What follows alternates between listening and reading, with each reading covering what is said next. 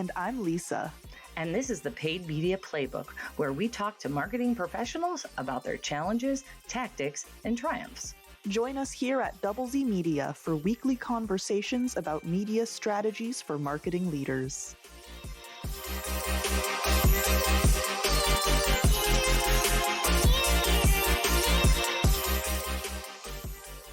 So we are here today with Travis Baker. Travis is a longtime partner of us at Double Z, and he has helped us out on quite a few occasions. He had been at a larger agency as an art director and kind of helping us out at night. Hey, I need a really quick landing page up, or this client doesn't know anything and he needs help with his website. Travis is one of those guys that's just able to come in and help in many different ways. And I think it's because probably your skill set of being an art director and just seeing different sides of the creative side of advertising, where you understand web development, but then you also understand brand and design. That's correct. Actually, I've never held the title of art director. I've been at my last position, I was associate creative director.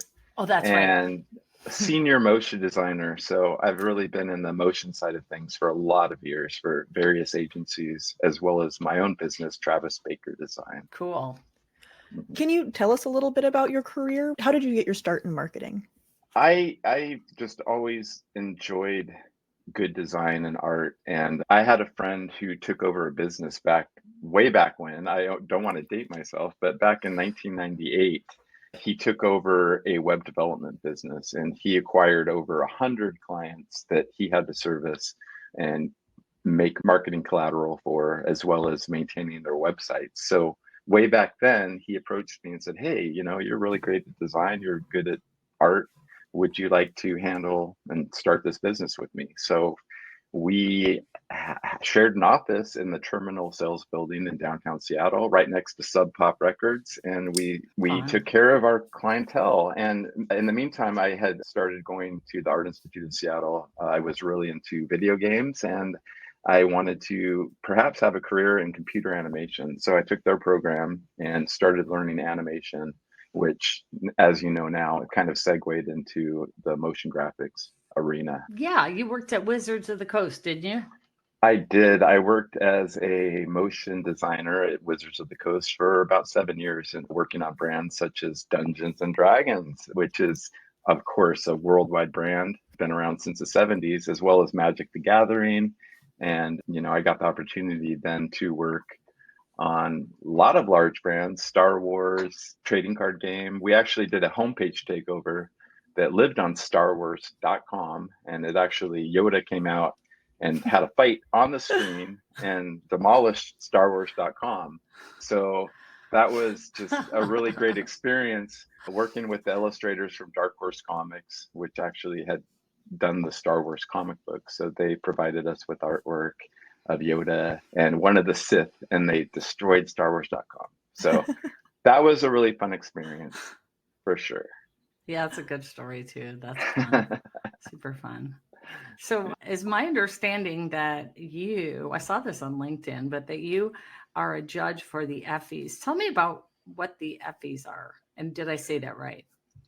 Yeah, it's the Effie Awards, and they are actually probably the highest, echelon of marketing in the world, I think. But anyway, they had approached me about judging the national competition, which included a lot of big brands. I'm not sure if I need to say them or if I'm even allowed to, but sure, just some everyday brands that you see perhaps in your supermarket, or really big brands. And mostly what that entailed was reading case studies and just really delving into the analytical side of how they approached different problems that brand may have experienced in order to expand their market reach, or perhaps capture back some of that market share that they had lost in previous years.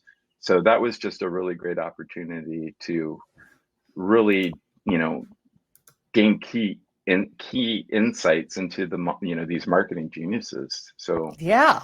I felt really honored to do that. What was the most surprising thing about that process? The most surprising thing about that process, to be honest with you, the most surprising thing was that they had approached me. I felt really, I felt really humbled by that. I'm like, wow, this is a national, you know, worldwide organization, and so I just felt really humbled by that. So that was really, but I mean, I'm learning that perhaps I have a lot to offer the industry. So You definitely do. thank you. We've had the opportunity to work with you on projects of vastly different scopes. And I think it's Right. probably obvious to most people how those projects are different. But in your opinion, what is surprisingly similar about, the one-off quick and dirty website page versus the huge branding campaign or anything in between? I would say the thing that's similar between all these is the client wanted it done yesterday. And I know that sounds funny, but just working with every brand I've ever been with, they want the work quickly. And I think it's important for any agency to be able to pivot and really service their clients, and get that treatment to where they don't feel like they're being put on the back burner. So, and I think that's what I offer a lot of my clientele that they appreciate, is the fact that I respond quickly, I get the work done, and I'm always, open to work on projects that I may not have worked on in the past, but I will find a solution. So I think that's mostly what my clients have experienced and what has made me successful throughout my career. I think that I have to agree with you, because that's why we work with you, is that you get it.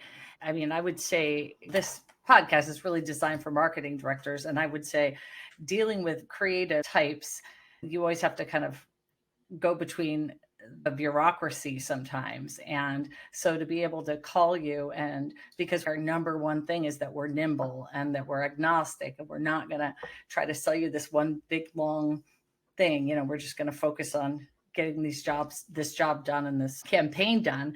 And the nimbleness that you have, and the fact that you understand it and don't give us attitude, is like, it's just wonderful. Thank you. Thank you for that. I do think that a lot of brands and a lot of businesses have had a real bad experience, particularly in the web development side of things, because, mostly in the past, because we progressed to a point where obviously web development has grown in leaps and bounds, and it's always changing, every day. That's the only constant, is that it changes, and it's pretty hard to keep up on all the new technologies involved. But that being said, I think that, just even as close to 5 years or a decade ago, everybody knew web design, so and so, well, my aunt's kid knows web design, Right. and so a lot of these smaller, maybe they took a class in high school, or maybe they're trying to start a web design business, or they're like, wow, I can do this, and they just, a lot of times they got in a situation perhaps that they couldn't handle, or they weren't there to service their clients, and so I've taken over a lot of business like that, where they said, wow, this person, they just ghosted me, and I didn't hear from them for weeks, and can you, and so I'm like, sure, I can come in there and, figure out what's going on and help you. So I think that's a really interesting contrast between what we do on the paid media side, where I feel like a lot of my job is explaining my job to people. Whereas it sounds like you have to deal with a lot of preconceived notions and people who think they already know about what you're doing. Right. And and the funny thing is too, I've experienced all sides. I've experienced paid clients that come in and they know what it takes, and they know that, there's a high dollar associated with certain things. But then there's the other side where, like, well, you just sit at a desk, right? And like, what, can't you just, here's $100. Can you, or whatever it is, like, it's only a 15-second fully animated ad. Oh, this will only take you, an hour, right? Like, no, there's more to it than that. So yeah, I've kind of worked with all sides of things as far as marketing goes. I've worked with the worldwide clients, but also the mom and pop businesses, and that's really what my business has been focused on. And of course, I do work with agencies, but I also like to service the smaller guy as well and help build brands from the ground up. There's so many opportunities for growth there. when you're working with someone who's maybe stepping their toe into real marketing for the first time? They have a good business, but they don't necessarily have that, like you said, they're ready to take the next step, right? Right. I think there's only so far you can go with branding. It's two sides of the same coin, the paid marketing and the branding. Obviously without paid media, you can only go so far, but also without good branding, the paid media is not going to go anywhere. So Mm-mm. I have clients that, they may have been pulling in $100,000 monthly or something, but I come in and just establish a brand for them. And now they're pulling in $1 million a month, which is great. But at the same time, like I said, there's only so far, you can reach with word of mouth. So Mm-hmm. that's why partnering up with your team, I just feel really blessed to have people on my side that really understand the analytical side of marketing, because there's only so much you can focus on at a time. So me being the front end designer, like you said, I understand, the branding side and, web development Mm-hmm. and motion graphics, video production, all those facets, but I just don't have time or the bandwidth to handle the other side, which obviously is a full-time job, and your team Mm-hmm. is great at that. So There are so many moving pieces for all of these different elements of a campaign. One person or even one team trying to manage all of them would get very out of hand very quickly. right. Yes. Yeah, I don't envy that account manager, Yeah. because they would have to do a lot of heavy lifting and have a lot of knowledge in every single, yeah, that would be hard. Just recently, in fact, one of my larger clients, we had discussed doing some radio ads for them. And I think that's, just great that you understand the different facets involved in all the paid media. And obviously, radio ads isn't for everybody, but just the ability to service all facets is just really, really great from my perspective. Yeah, I think that's just from a ton of experience and doing it for so long that, both traditional and digital, that and just making sure that you're constantly on top of, the new thing. But like I said, we're not focused on the the creative side. We're focused on it from is this going to work in this platform, or this, is this billboard, how much stuff are you going to try to stuff on that big billboard up there?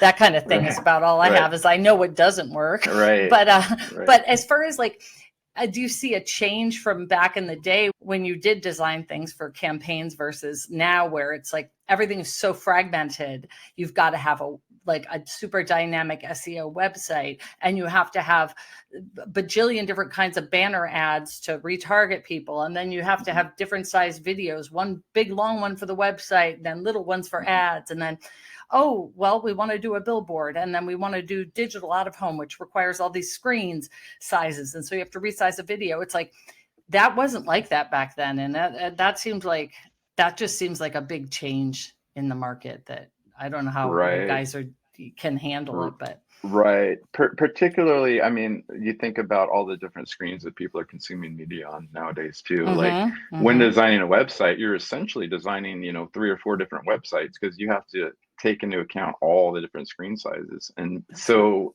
it's definitely a different paradigm than it used to be. But also another thing that kind of correlates with that is just doing vertical ads. Obviously, that's just such a different design perspective than traditional video. Mm-hmm. Like we consume video in horizontal, and there's a reason for that. The way you see vision, you have two eyes, you're seeing, Yeah, different, you're seeing this perspective in kind of a horizontal format. So, switch and flip that on its head and, consume video vertically nowadays. exactly. It's just a different thought process, I think, involved. And in fact, when going out on a shoot, you just have to be so aware of like these different, like, wow, am I shooting vertically? Am I shooting horizontally? Or Yeah. do I need to shoot for both? And that's typically the answer that the client has is, well, we're shooting for both. And I'm like, wow, that's twice as much work. So now I Yeah. have to get the shot and nail it in both horizontal and vertical, or be able to crop down, which isn't necessarily always the best solution. No, So no. where the importance of having good camera equipment comes in, because when you're shooting at 8K, you really can shoot, a little bit wider, or actually a lot wider, and be able to zoom into those different formats. Oh, that makes So, sense. See, these are things. Yeah. right, Now I know. Now I know. right. Thank you. Although I don't typically shoot in 8K. I typically shoot in 4K. But you're still able to go in twice as far without any loss of resolution. So you can really crop Right. that. That makes sense.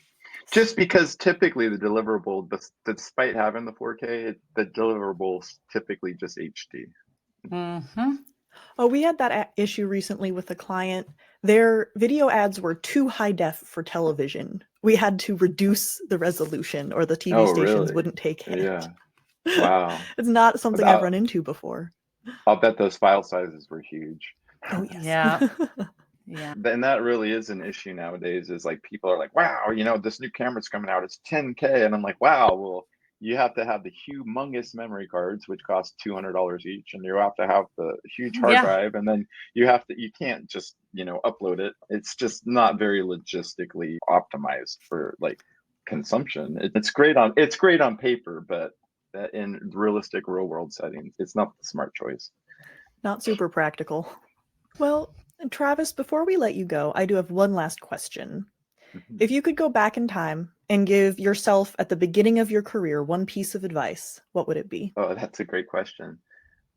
I think the one piece of advice I would give myself is don't sweat the small stuff, because sometimes I think people are too hard on themselves. And I've really been too hard on myself over the years. Like, this is all a learning journey and we're all in this together. So we try to do the best you can and try to collaborate with great people. And I think the rewards will come if you work hard and keep your chin up. Absolutely. While you're back in time, could you tell my past self that too? Yes, of course. I will use my new super fast MacBook Pro to do that. Excellent. Well, thank you so much for joining us. Thank you, Travis. I appreciate you, and I look forward to working further with your team. Thanks for listening to the Paid Media Playbook. Want more content like this? Follow our agency, Double Z Media, on LinkedIn. You can find the link in the episode description.